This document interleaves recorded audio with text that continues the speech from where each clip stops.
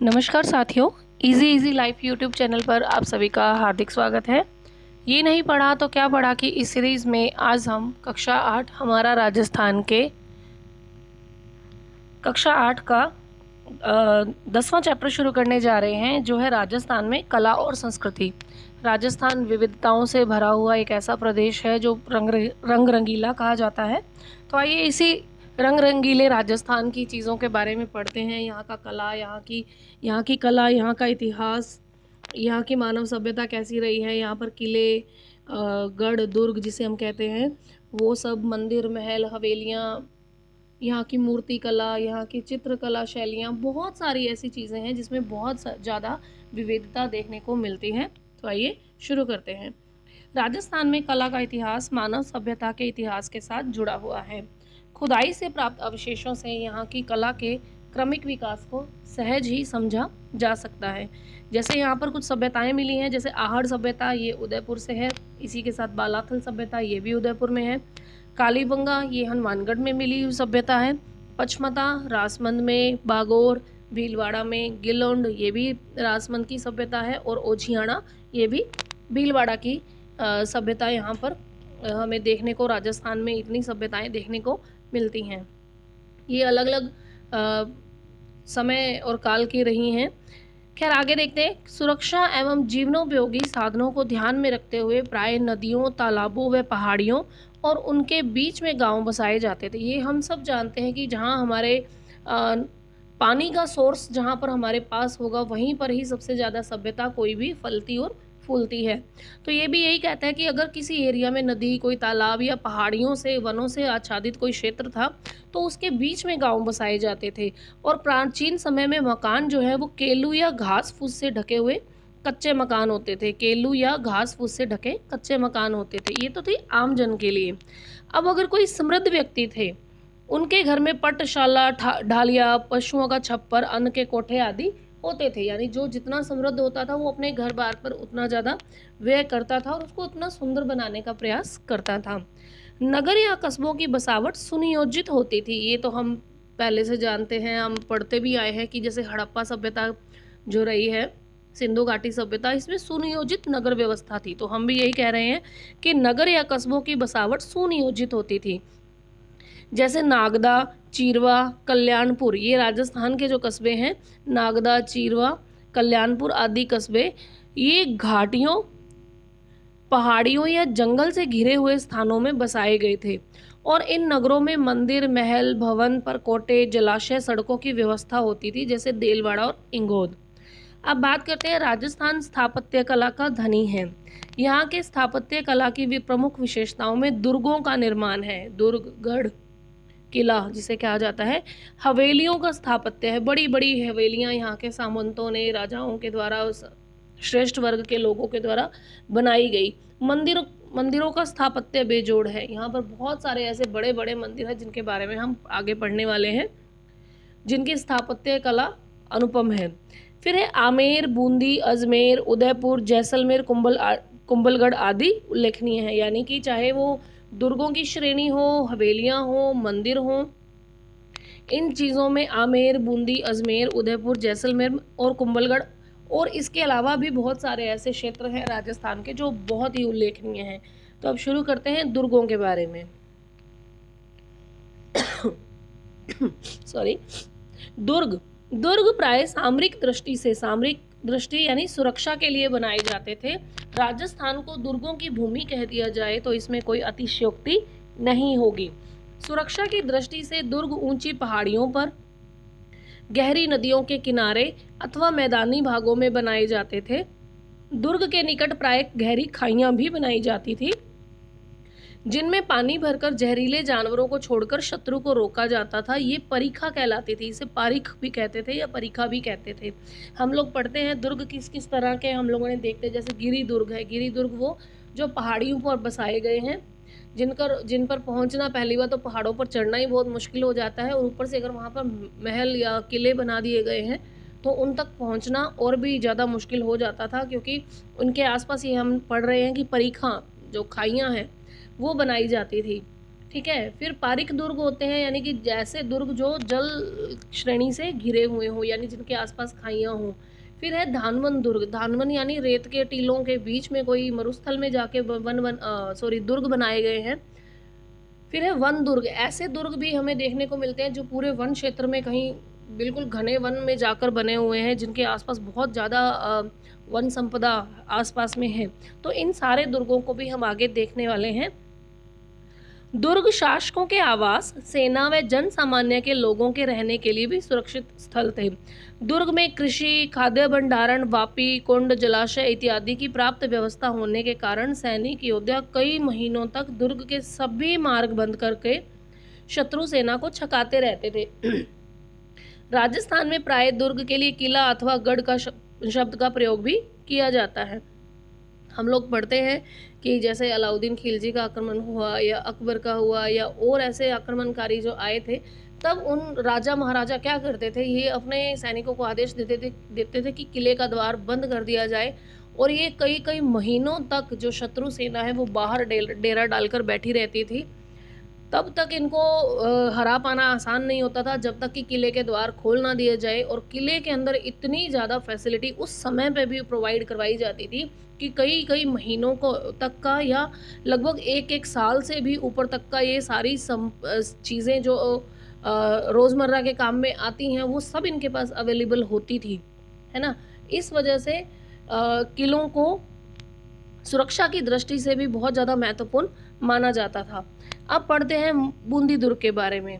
बूंदी शहर के उत्तरी छोर की पहाड़ी पर, अब हम देख रहे हैं ना जैसे पहाड़ी पे है तो ये गिरी दुर्ग की श्रेणी में आ जाता है। बूंदी दुर्ग का जो किला है, बूंदी दुर्ग जो है वो शहर के उत्तरी छोर की पहाड़ी पर 1354 ईस्वी में राव बर सिंह ने बनवाया था। बूंदी दुर्ग को किसने बनवाया है? राव बर सिंह ने बनवाया है। दुर्ग के चारों तरफ सुदृढ़ परकोटा बना हुआ है। इसके अंदर छत्रसाल महल, यंत्रशाला, बादल महल और अनिरुद्ध महल के भित्ति चित्र देखते ही बनते हैं। अब भित्ति चित्र क्या होता है? राजस्थान में दीवारों को भींत बोला जाता है। भींत, भींत यानी दीवार, मिट्टी की दीवारें।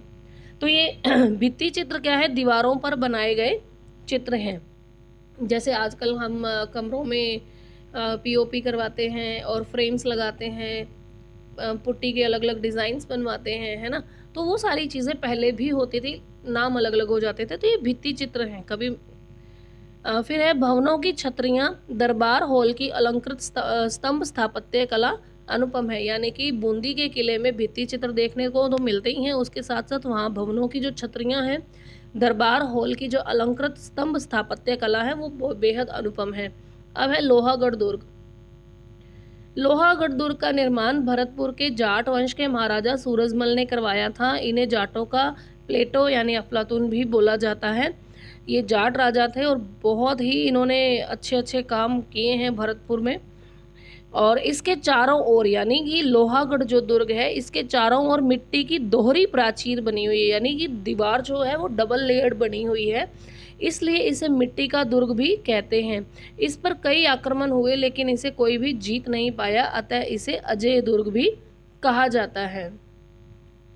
फिर है रणथंभौर दुर्ग। रणथंभौर सवाई माधोपुर में है और ये दुर्ग अपने आप में दुर्गम और दुर्भेद्य है। ये ऊंची पहाड़ी पर बना हुआ है और यहाँ पर पूरा वनाच्छादित क्षेत्र है। ये बताया जाता है कि इस दुर्ग का निर्माण चौहान वंशीय शासकों ने करवाया था। हम पढ़ते भी हैं यहाँ पर, जैसे हमीर चौहान वंशी हुए हैं यहाँ पर महान राजा।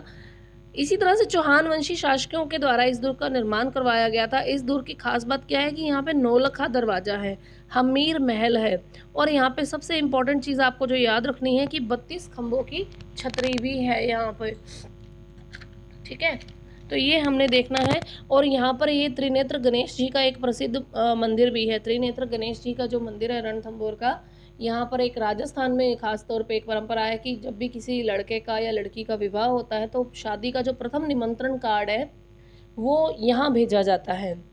वर्तमान में यह दुर्ग तथा आसपास का वन क्षेत्र रणथंभौर बाग परियोजना में आ जाने से इसके जीर्णोद्धार संरक्षण पर विशेष ध्यान दिया जा रहा है, क्योंकि पर्यटक बहुत आते हैं और आने भी चाहिए। जालोर दुर्ग। जालोर दुर्ग के बारे में बात करते हैं।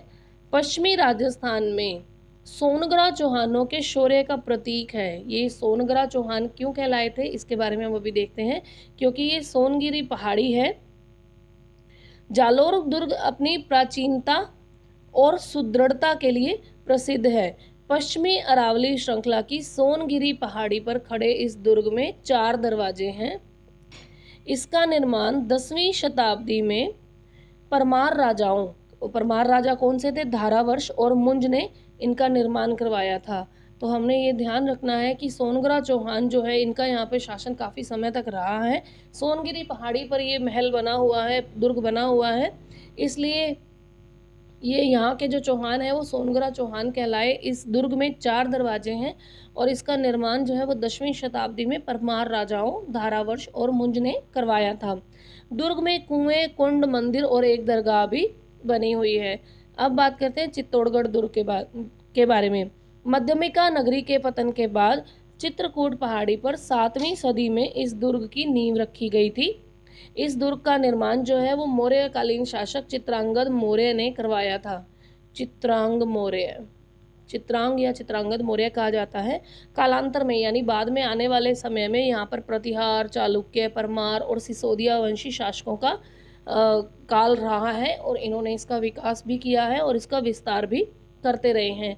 यह दुर्ग मत्स्याकार पहाड़ी पर स्थित है जो 2 सुदृढ़ प्राचीरों से घिरा हुआ है।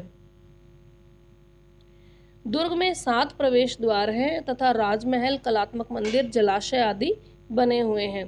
अब इस दुर्ग की और क्या खास बात है? दुर्ग पर बने प्राचीन तीर्थ स्थल गोमुख कुंड के उत्तर पूर्वी कोण पर राणा कुंभा ने कीर्ति स्तंभ बनवाया जिसे विजय स्तंभ भी कहा जाता है। अब इसको विजय स्तंभ से रिलेटेड जो क्वेश्चंस हैं उसको देख लेते हैं।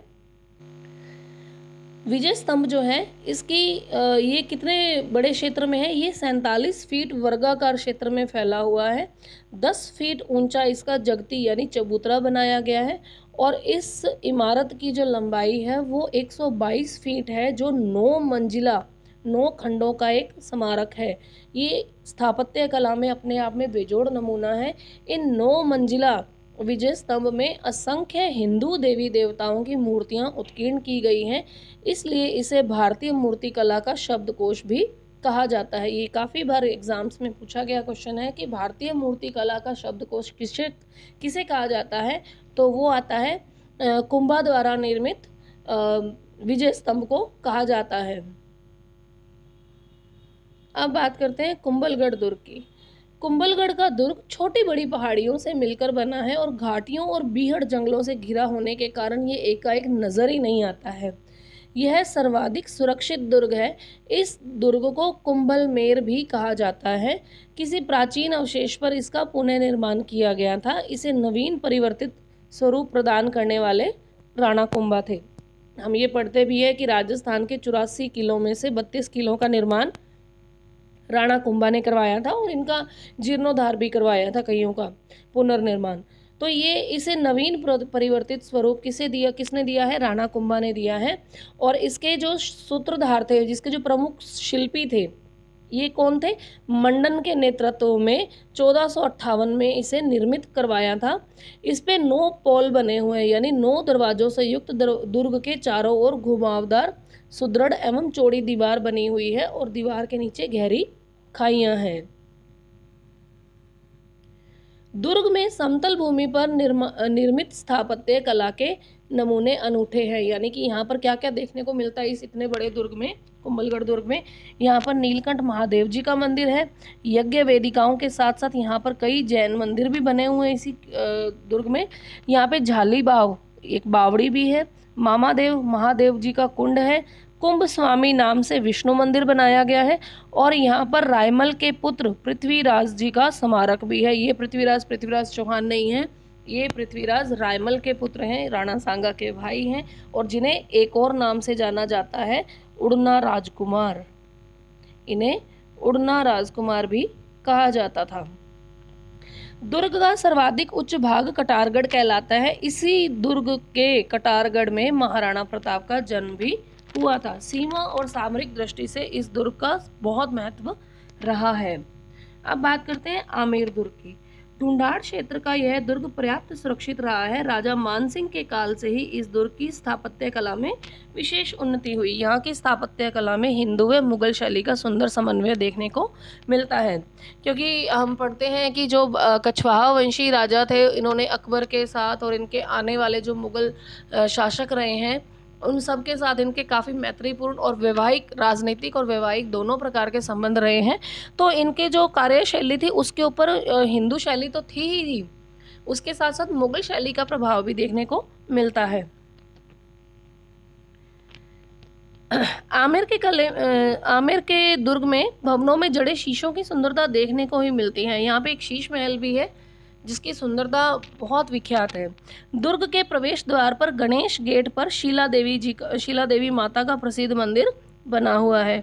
अब बात करते हैं गागरोन के जल दुर्ग की। गागरोन का जो जल दुर्ग है ये बिल्कुल किसी नदी के बीच में नहीं है, ये काली सिंध और आहू नदियों के संगम क्षेत्र पर बना हुआ है।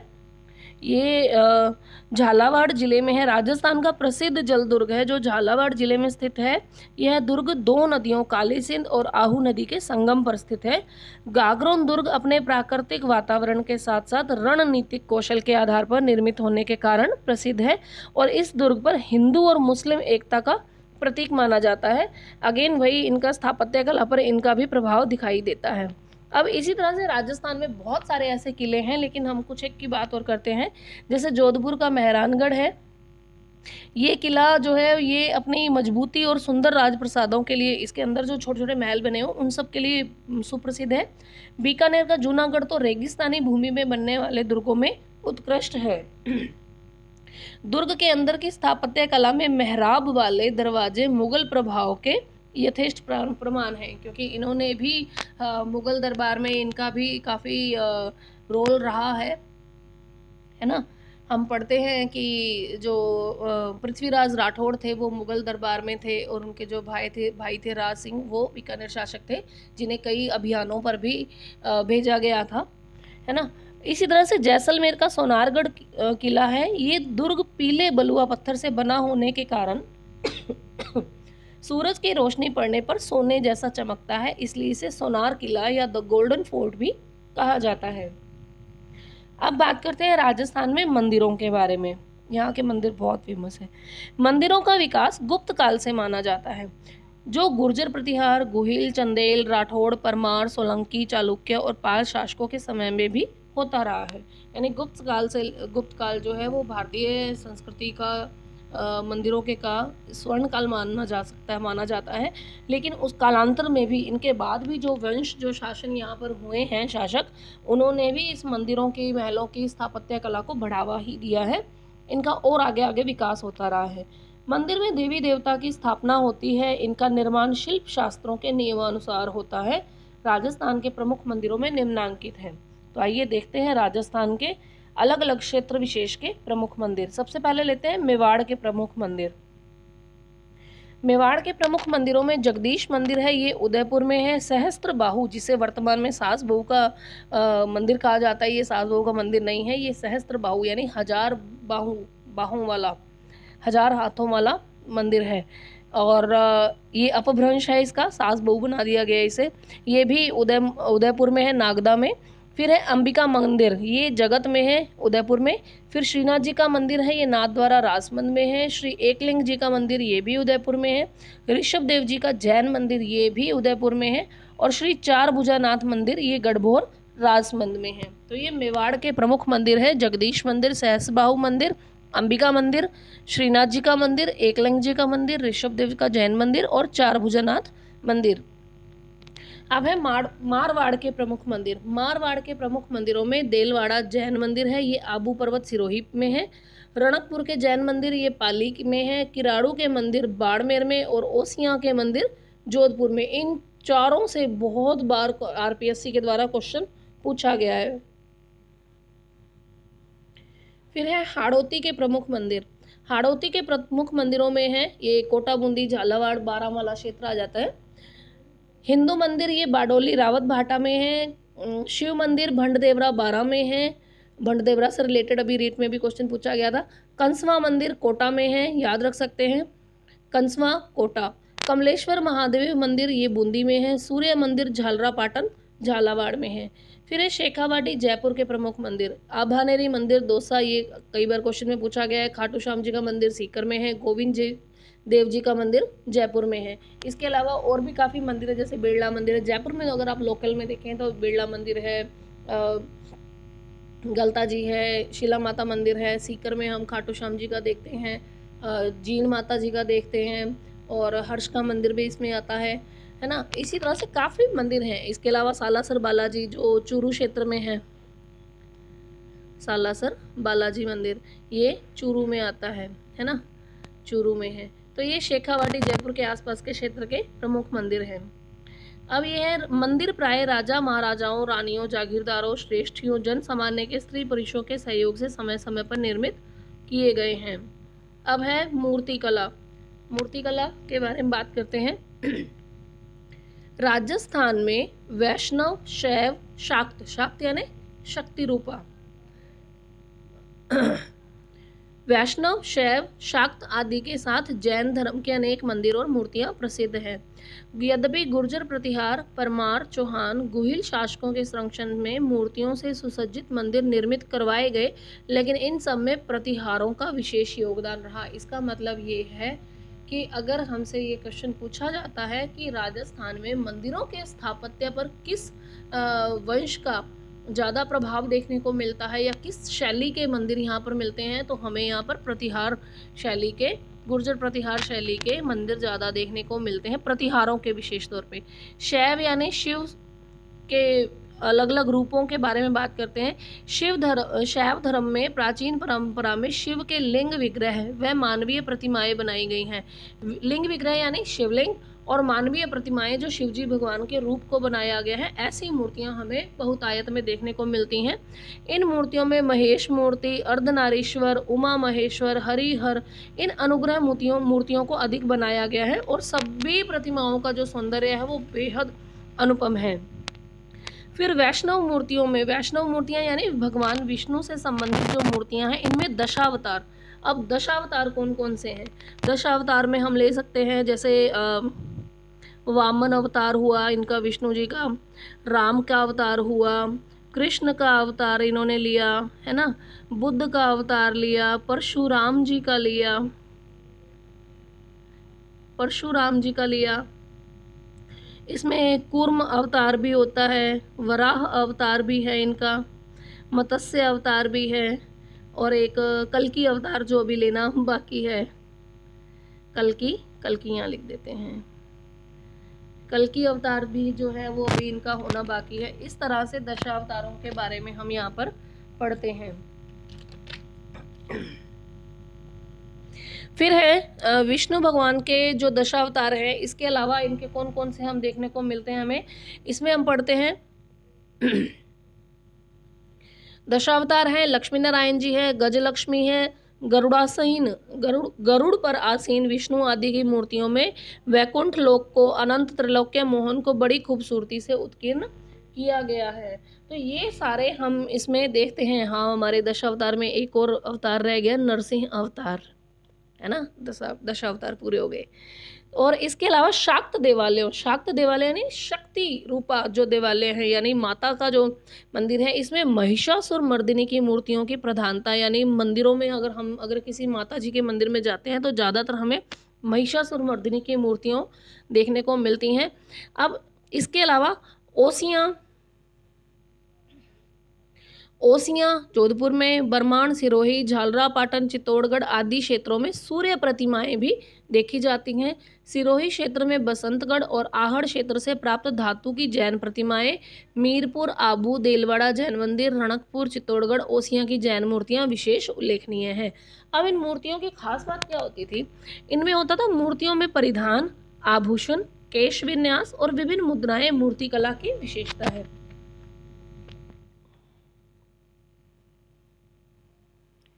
अब जैसे ये एक दिया गया है मोलेला मूर्तिकला। मूर्तिकला यह मोलेला गांव राजमंद का है। यहाँ के जो कुम्हार हैं, मोलेला गांव राजमंद जिला, यहाँ के कुम्हारों ने इस कला को विश्व स्तर पर पहचान दिला दी है। ये क्या करते हैं? शिव पार्वती, पणिहारी, भैरू जी, हाथी, गणेश, ऊंट, घोड़ा, पुतली, हनुमान, तोता, चिड़िया, मोर, बांसुरी वाला या शेर, मगरमच्छ, मूषक आदि, ये सारे क्या करते हैं? ये लोक देवी देवताओं की और जानवरों से सज्जित मिट्टी की फड़ बनाते हैं। यह मोलेला मूर्तिकला के नाम से विख्यात है। देखो, जब ये मिट्टी का होगा, कच्ची मिट्टी का, तब तो ये मोलेला कहलाएगा कला। जब मिट्टी की मूर्तियों को आग में पकाकर बनाने की कला को टेराकोटा कहा जाता है। यानी कि टेराकोटा कला क्या हो जाती है? जब मिट्टी से कोई मूर्ति या कोई कलाकृति बनाई गई और उसको आग में पका लिया गया, तब वो टेराकोटा कला हो गई। और अगर वो अपने कच्चे रूप में ही है तो उसे मोलेला कला कहा जाता है। और मोलेला कहाँ पर है? मोलेला राजसमंद का एक गाँव है। ये देखिए, यहाँ छोटे छोटे, आपको प्रिंट इतना क्लियर नहीं है लेकिन छोटे छोटे आपको इसमें मूर्तियाँ या कुछ दिख सकता है। फिर है हवेलियाँ।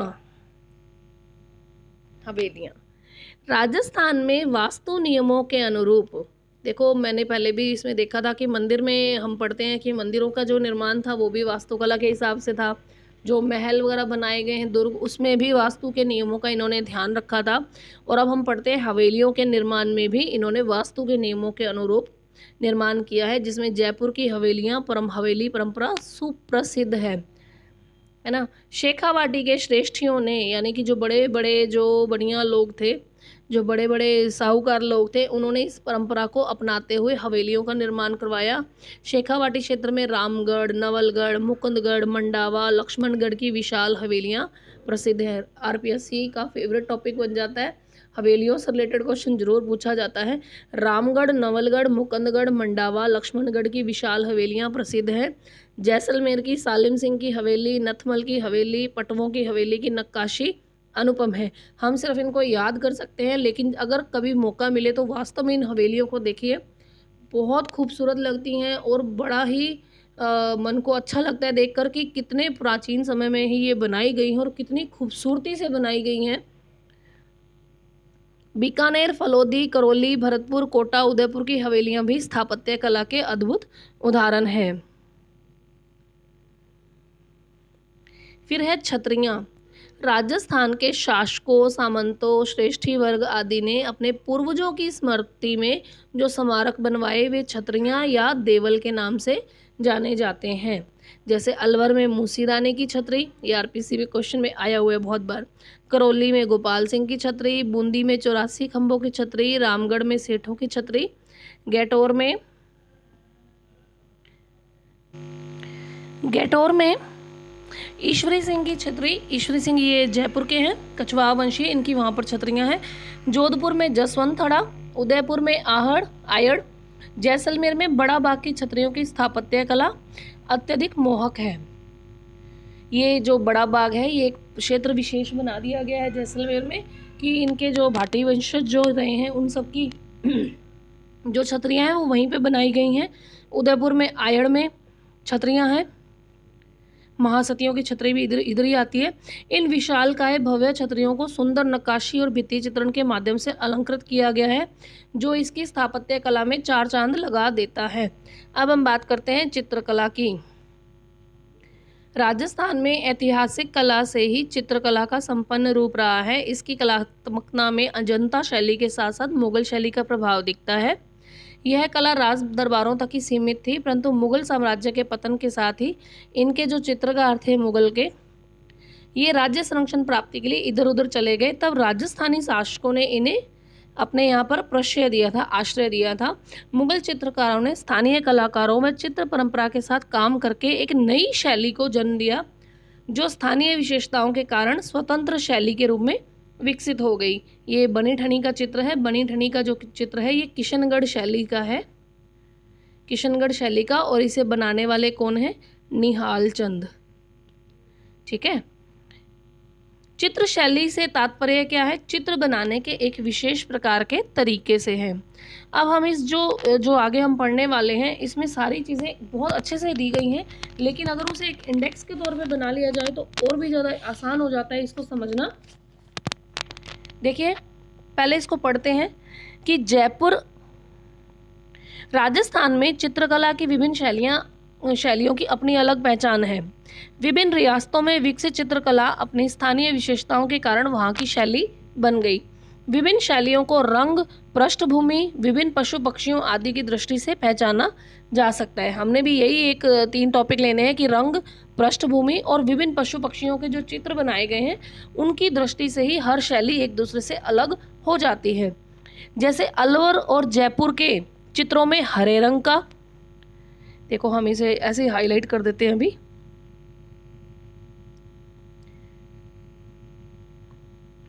जयपुर और अलवर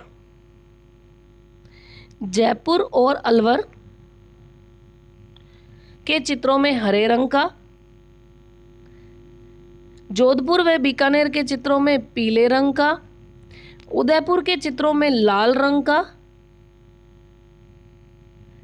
रंग का और कोटा के चित्रों में नीले रंग का, इनके चित्रों में नीले रंग का, और किशनगढ़ के चित्रों में सफ़ेद या गुलाबी रंग का। ऐसे कलर्स के हिसाब से आइडेंटिफाई कर देते हैं। और बूंदी के चित्रों में सुनहरे रंग का विशेष प्रयोग हुआ है। वापस देख लेते हैं।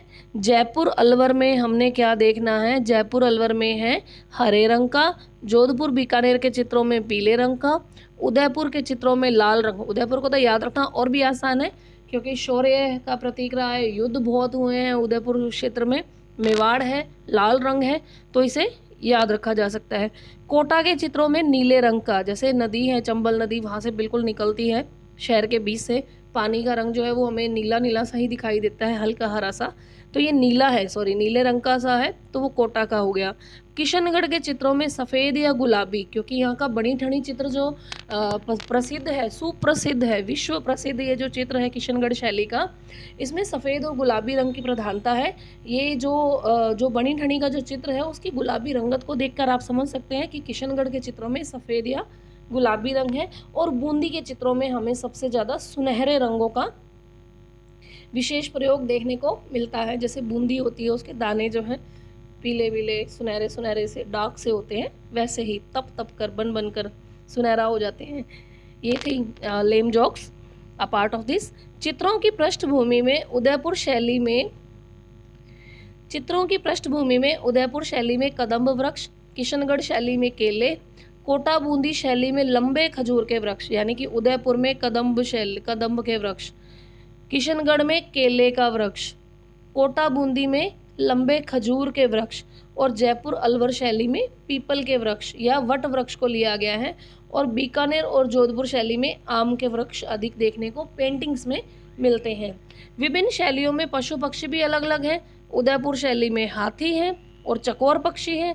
नाथद्वारा में गाय हैं, क्योंकि नाथद्वारा में सांवलिया जी का मंदिर है हमारे श्रीनाथ जी का, और उनका प्रिय पशु जो है वो गाय है, तो यहाँ नाथद्वारा शैली में गाय देखने को मिलती है। जयपुर और अलवर शैली के चित्रों में मोर व घोड़ा देखने को मिलते हैं। इसी तरह से विभिन्न शैलियों में स्त्री पुरुषों की आकृतियाँ भी अलग अलग है। देखो स्त्री पुरुषों की आकृतियाँ ज़्यादा कुछ फ़र्क नहीं होता, किसी में उनके नैन नक्श थोड़े से चेंज कर दिए जाते हैं या उनके पहनावे को, उनके आभूषणों की शैली को अलग दिखा दिया जाता है, किसी में लंबाई को दिखाया गया है, किसी में थोड़ा नाटापन दिखाया गया है। तो इस तरह के छोटे छोटे चेंजेस के साथ हर एक रियासत की एक विशेष शैली बन गई है। किशनगढ़ शैली में बनी ठनी में नारी सौंदर्य को चित्रित किया गया है। आमेर जयपुर शैली, जोधपुर व बीकानेर की शैली पर मुगल प्रभाव स्पष्ट झलकता है, क्योंकि इनके राजाओं से बहुत ज़्यादा, मुगल राजाओं से बहुत प्रगाढ़ संबंध रहे हैं, तो इनकी शैली पर तो पूरा मुगल प्रभाव दिखाई देता ही है। प्राय शिकार, मनोरंजन की क्रीड़ाओं और उत्सवों के चित्रों के साथ प्राकृतिक दैनिक जीवन, रीति रिवाज एवं परंपराओं से संबंधित चित्र भी बनाए जाते थे। अब है संगीत कला। संगीत कला क्या है? राजस्थान में प्राचीन काल से ही संगीत का प्रचलन रहा है। युद्ध के समय उत्साहवर्धक संगीत की ध्वनियाँ एवं वाद्य यंत्रों की गर्जना से जोश युक्त वातावरण हो जाता था। यहाँ विविध रागों से युक्त संगीत के साथ श्रृंगार से युक्त मांड राग भी उल्लेखनीय रहा है। यहाँ के शासकों ने संगीतज्ञों व गायकी का सदैव सम्मान किया है। भक्तों ने भी संगीत की विभिन्न राग रागनियों को प्रचलित व प्रसारित किया है, जिसमें मीराबाई, दादू, चरणदास, दयाबाई, सहजोबाई के नाम विशिष्ट है। संगीत के विविध घराने भी राजस्थान में विकसित हुए हैं। जन सामान्य के बीच लोक संगीत में संस्कार, उत्सव, पर्व, देवी देवताओं के जागरण, वैवाहिक गीत भी गाए जाते हैं। राजस्थान की अनूठी कला और संस्कृति के यहाँ दुर्ग मंदिर, मूर्तिकला, हवेलियाँ, छतरियाँ देखने को मिलती हैं, जो हमारी गौरवपूर्ण विरासत है। इस विरासत को अक्षुण्ण बनाए रखना हम सबका दायित्व है। तो थोड़ी सी शब्दावली देखते हैं। स्थापत्य कला क्या है? भवन निर्माण कला, जो टेक्निक है, जो आर्किटेक्चर है यहाँ का, उसके बारे में बताया गया है। प्रतिमा कहते हैं मूर्ति को। दुर्गम क्या होता है? जहाँ पर पहुँचना कठिन हो जाए। और भित्ति चित्रण, हमने इसके बारे में पढ़ा था, दीवारों पर चित्र बनाना। अब कुछ क्वेश्चन हैं वो हम कर लेते हैं। इसमें से कौन सा जोड़ा सुमेलित नहीं है? तो इसमें देखिए, देलवाड़ा का जैन मंदिर, ये कहाँ पर है? देलवाड़ा का जो जैन मंदिर है ये है आबू पर्वत सिरोही में, तो ये सही हो जाता है। ठीक है, ये तो सुमेलित है। देलवाड़ा का जैन मंदिर आबू पर्वत सिरोही में ही है। रणकपुर का जैन मंदिर ये पाली में है। श्री एकलिंग जी का मंदिर ये जयपुर में नहीं है, ये कहाँ पर है? उदयपुर में। और खाटू श्याम जी का मंदिर सीकर में है। फिर है, निम्न में से किस दुर्ग का सर्वाधिक उच्च भाग कटारगढ़ कहलाता है? तो ये है कुंभलगढ़ का दुर्ग, कटारगढ़। इस दुर्ग की खासियत क्या है कि ये इतनी ऊंचाई पर बना है कटारगढ़ कि अगर इसको कोई व्यक्ति अगर देखने की कोशिश करता है सर उठा के, तो उसके सिर की पगड़ी भी गिर जाए, ऐसी कोटेशंस हमें सुनने को मिलती हैं कि इतनी ऊंचाई पर ये बना हुआ दुर्ग है। फिर है, बूंदी में कितने खंभों की छतरी स्थापत्य कला का महत्वपूर्ण उदाहरण है? तो यहाँ पर क्या है? 32 खंभों की, सॉरी यहाँ पर 84 खंभों की छतरी। बूंदी में जैसे खुद दाना दाने होती हैं, तो यहाँ पे 84 खंभों की छतरी स्थापत्य कला का महत्वपूर्ण उदाहरण है। बनी ठनी चित्र शैली कहाँ की प्रसिद्ध शैली है? तो किशनगढ़ शैली है। ठीक है, अब मंदिरों का विकास किस काल से प्रारंभ हुआ था? तो ये हुआ था गुप्त काल से। मंदिरों का जो निर्माण का विकास का काल है गुप्त काल से शुरू हुआ था। मूसी रानी की जो छतरी है वो कहाँ पर है? अलवर में है। कहाँ पर है? अलवर में। और विजय स्तंभ का निर्माण किस शासक ने करवाया था? तो ये महाराणा कुंभा ने करवाया था। किसने करवाया था? कुंभा ने। ठीक है, तो आज के लिए इतना ही। जुड़े रहिए इजी लाइफ यूट्यूब चैनल के साथ। हमारे चैनल को लाइक, शेयर और सब्सक्राइब करना ना भूलिए। जल्द ही मिलते हैं नए चैप्टर के साथ, नई बुक। अब जो राजस्थान में 9वीं कक्षा की जो बुक लग रही है उसका हम जल्दी शुरू करने वाले हैं चैप्टर्स। 8वीं की हमारा राजस्थान आज कंप्लीट होती है। चैनल को अपना सपोर्ट देते रहिए, ग्रो करने में हमारी हेल्प कीजिए। जल्दी ही मिलते हैं NCERT RBSC बेस्ड कंटेंट के साथ। आज के लिए इतना ही। हार्दिक